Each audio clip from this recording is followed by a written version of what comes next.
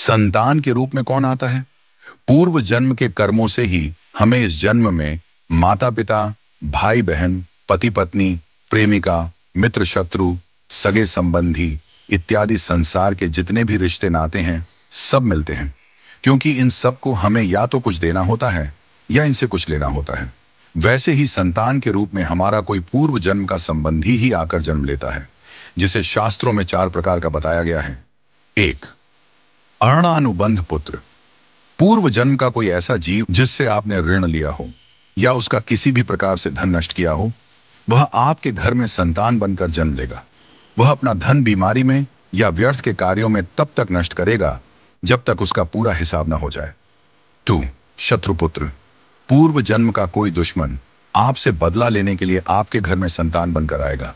बड़ा होने पर वह माता पिता से मारपीट, झगड़ा करेगा या उन्हें सारी जिंदगी किसी न किसी प्रकार से सताता ही रहेगा। वह हमेशा कड़वा बोलकर उनकी बेइज्जती करेगा और उन्हें दुखी रखकर ही खुश होगा। 3.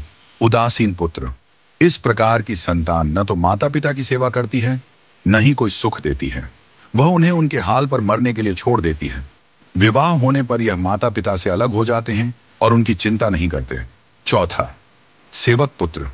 पूर्व जन्म में यदि आपने किसी की खूब सेवा की है, तो वह अपनी की हुई सेवा का ऋण उतारने के लिए आपकी सेवा करने के लिए पुत्र बनकर आता है। जो बोया है वही तो काटोगे। यदि अपने माता पिता की सेवा की है तो ही आपकी संतान बुढ़ापे में आपकी सेवा करेगी, वरना कोई पानी पिलाने वाला भी पास ना होगा। आप यह न समझें कि यह सब बातें केवल मनुष्य पर ही लागू होती हैं। इन 4 प्रकार में कोई भी जीव आ सकता है। यदि आपने किसी गाय की निस्वार्थ भाव से सेवा की है, तो वह भी पुत्र या पुत्री बनकर आ सकती है। यदि आपने गाय को स्वार्थवश पालकर उसके दूध देना बंद करने के पश्चात उसे घर से निकाल दिया हो, तो वह ऋणानुबंध पुत्र या पुत्री बनकर जन्म लेगी। यदि आपने किसी निर्दोष जीव को सताया है, तो वह आपके जीवन में शत्रु बनकर आएगा।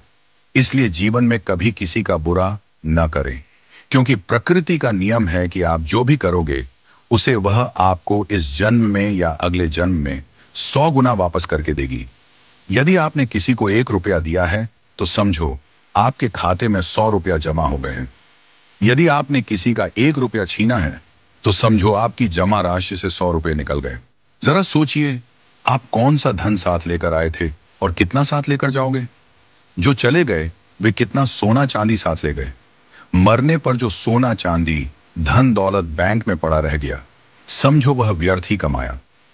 औलाद अगर अच्छी और लायक है तो उसके लिए कुछ भी छोड़कर जाने की जरूरत नहीं है, वह खुद ही कमा लेगी। और औलाद अगर बिगड़ी या नालायक है तो उसके लिए जितना भी धन छोड़कर जाओ, वह चंद दिनों में सब बर्बाद करके ही चैन लेगी। मैं, मेरा, तेरा और सारा धन यहीं का यहीं धरा रह जाएगा, कुछ भी साथ नहीं जाएगा।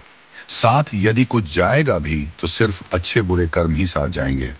इसलिए जितना हो सके नेकी करो, सत्कर्म करो।